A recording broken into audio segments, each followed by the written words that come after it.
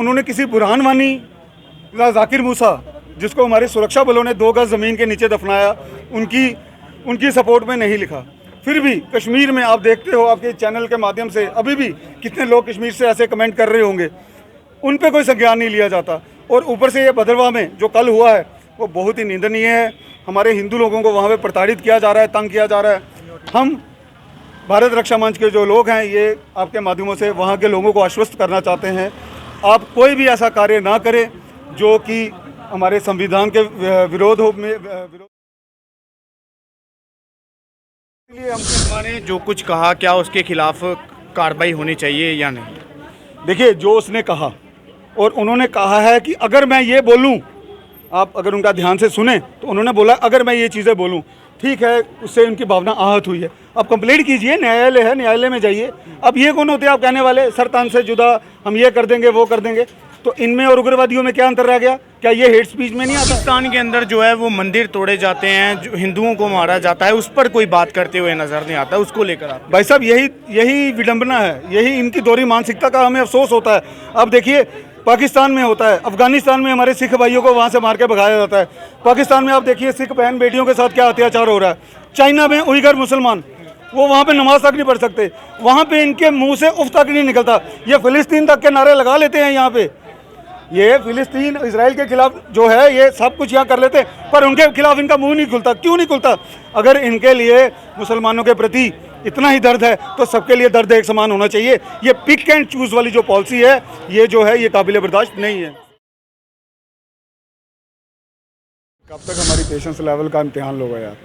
सामने दिख रहा है, हाँ सामने दिख रहा है, वहाँ वुजू करते थे। अगर मैं आपके मुंह पे अगर थूकूं ना तो आप बोलोगे कि मैंने आपके मुंह पे थूका।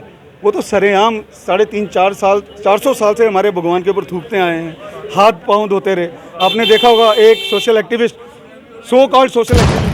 अपडेट में हूँ आपके साथ गौरव विनोत्रा। अगर हम बात करें तो नूपुर शर्मा के बयान आने के बाद पूरे भारत के अंदर जो है वो कहीं ना कहीं हलचल नजर आई, लेकिन उसी के परिणाम जो है वो अब जम्मू के अंदर भी देखने को साफ तौर पर मिल रहे हैं। जम्मू कश्मीर की अगर हम बात करें तो कल भद्रवाह के अंदर जो है वो प्रदर्शन किया गया और कहीं ना कहीं जो है वो पर्टिकुलर एक मजहब को जो है वो टारगेट करते हुए जो है वो बहुत कुछ बयान वहाँ पर दिए गए, लोगों को इकट्ठे होने की बात की गई, जिसके दौरान भद्रवाह के अंदर जो है वो 144 के तहत जो है वो कर्फ्यू भी लगाया गया। लेकिन अभी फिलहाल हिंदू रक्षा मंच जो है वो कहीं ना कहीं सामने निकल कर आया है, इनसे बातचीत करेंगे। भारत माता की, भारत माता की।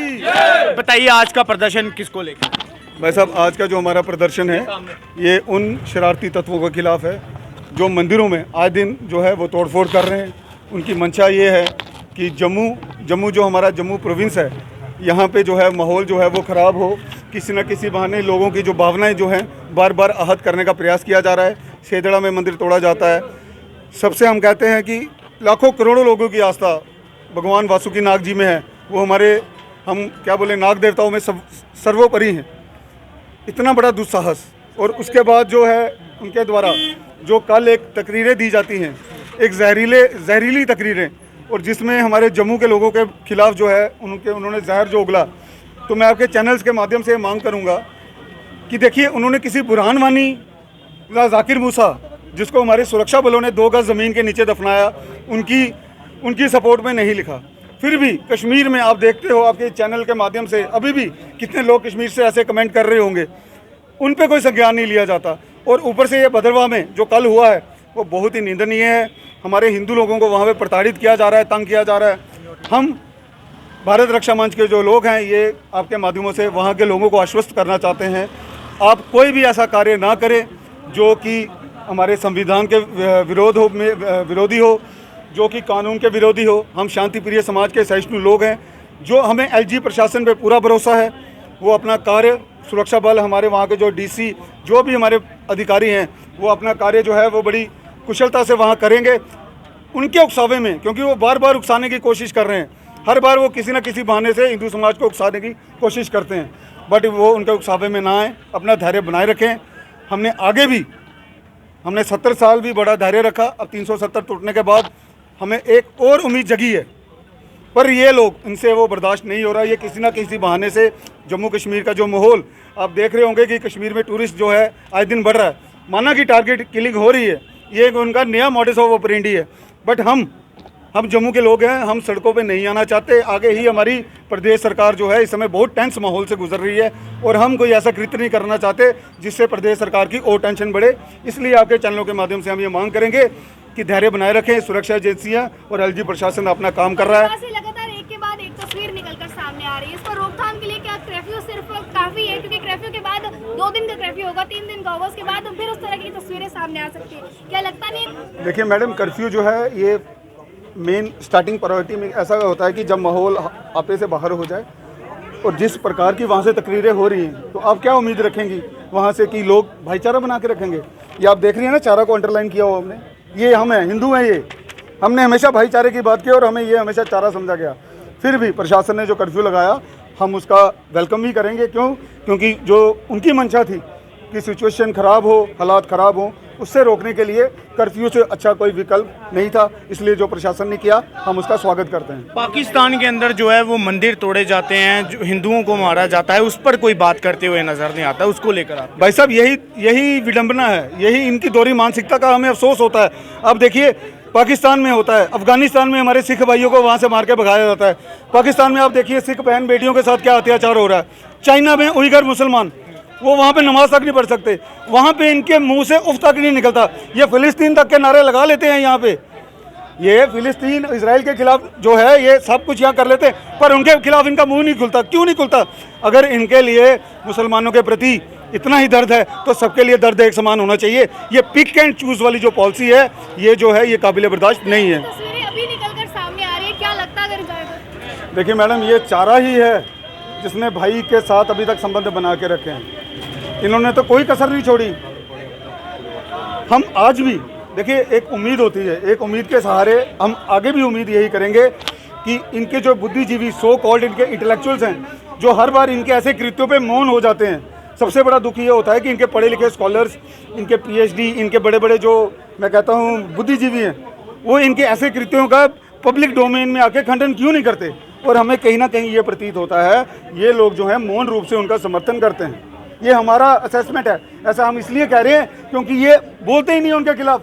अगर वो गलत कर रहे हैं, अगर हमारे में से कोई गलत करता है तो हमारे ही संगठन, हमारे बड़े बुद्धिजीवी, हमारे जो सो कॉल्ड हमारे पंडित हैं, बड़े जो हमारे अधिकारी हैं, वो ओपनली आके कहते हैं कि इस बच्चे ने गलत कहा है, हम इसकी निंदा करते हैं। पर इनकी तरफ से तो कोई भी निंदा वाला नहीं दिखता। क्यों? कहीं ना कहीं ये अपरोक्ष रूप से इनका समर्थन है। इसलिए हम शर्मा ने जो कुछ कहा, क्या उसके खिलाफ कार्रवाई होनी चाहिए या नहीं?